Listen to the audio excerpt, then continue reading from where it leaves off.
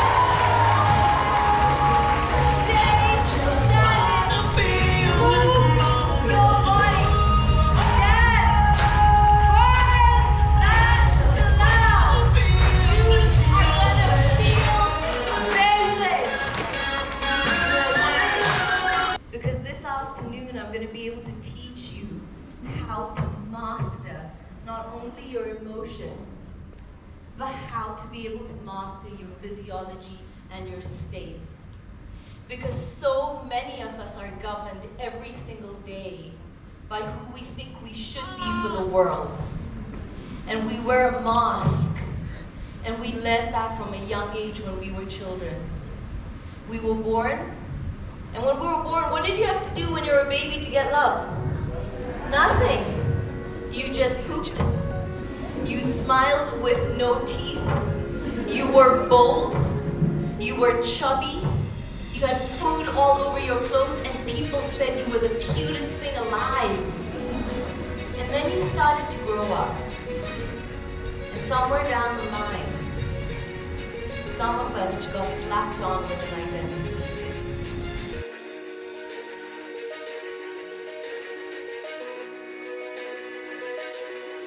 When we got slapped on with this identity as children, we learned that I needed to be funny to get love. Or I needed to throw a little bit of a tantrum to get my parents' attention. Or I grew up in an environment where I just didn't get any attention and I had to find different ways to get it from people in school, from my teachers, from different guardians, from a sibling that I had to compete with. So how many of you here have found it uncomfortable wearing one mask to be able to breathe?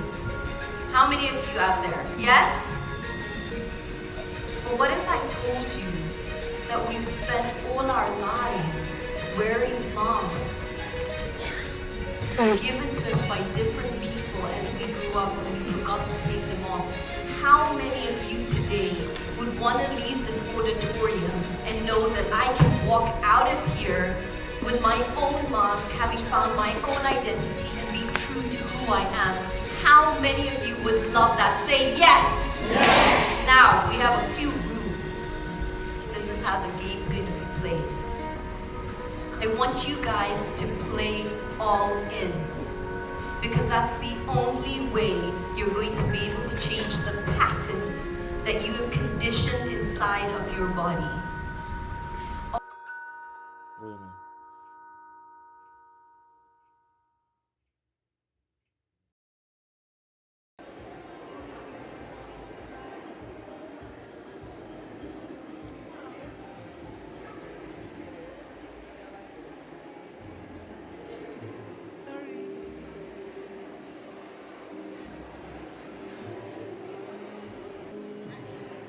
Hey guys, so we're here at the event. So far so good. We're on lunch break. We are yet to Thank you. the queen herself. How you doing? I'm good. Thank you. Thank you. Kinua in the house. How you doing? If you're not here, you're missing out on a whole lot. Hey. Second part of the event, so come along. So when the strippers come in to dance for you, whatever they do, their eyes must be connected to your eyes. That is where the spiritual connection happens. So that when you go home, all you're picturing is that connection.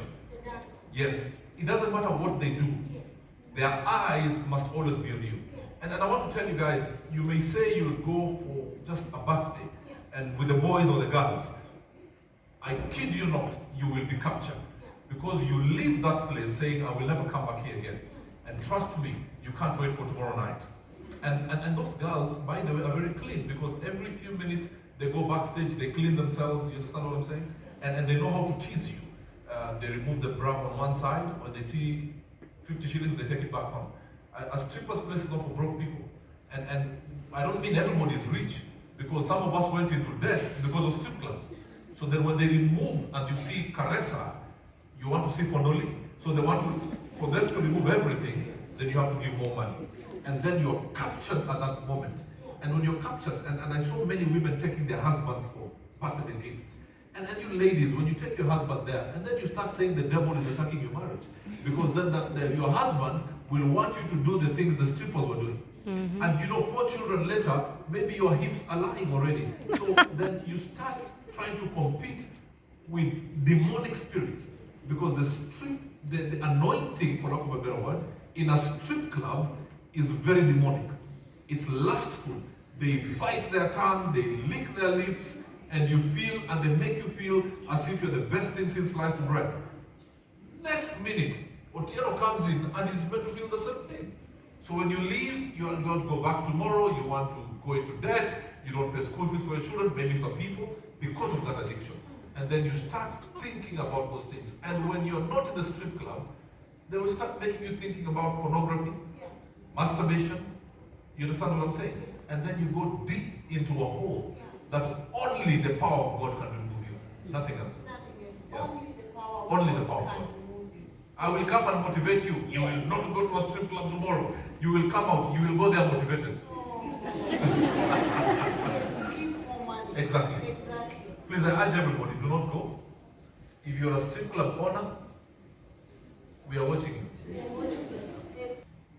And her teacher calls me and tells me, Mama Abby, your daughter is crying and she's sitting in a corner somewhere, a 5-year-old. And so I'm like, I'm very far right now, Walimu, I can't reach school. Could you find out what's the problem? And Marisa says, her name is Marisa, she says, I'm just sad because somebody killed my sister. This is a 5-year-old. If I don't fight, who will? If I don't get the answers, because she's talking to other kids, and kids of today are not like us. We were taking 2 weeks to open our eyes. These ones are talking. They're listening. They have phones. They know you've said somebody killed your child, and you're telling them they've gone to Jesus. Many times we've asked her to pray before we go to sleep, and she's prayed and said, Jesus, if you can take us so we come and see Abby.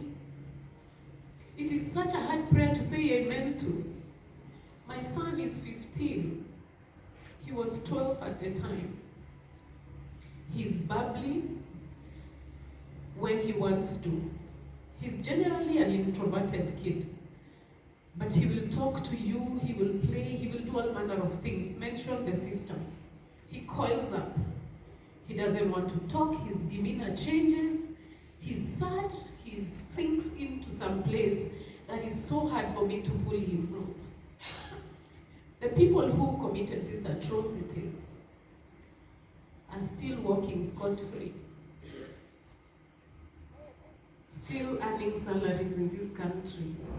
It took Lynn 2 weeks to have some people talking. It has taken this government 3 years to have nothing happening.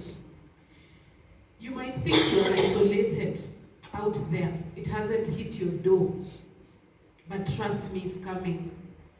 It is coming because when you keep quiet, whoever is doing this and the people who are feeling untouchable, and those who are also traumatized and are growing up will pass it on thinking that that's the way of life. So it has to stop somewhere. Hurt people hurt others. Yeah. So if you want to change that, you might not have a child, but you have a sibling, you have a neighbor's kid. I don't think you'll be happy to see someone go through this kind of stress and you're quiet and you say you're happy.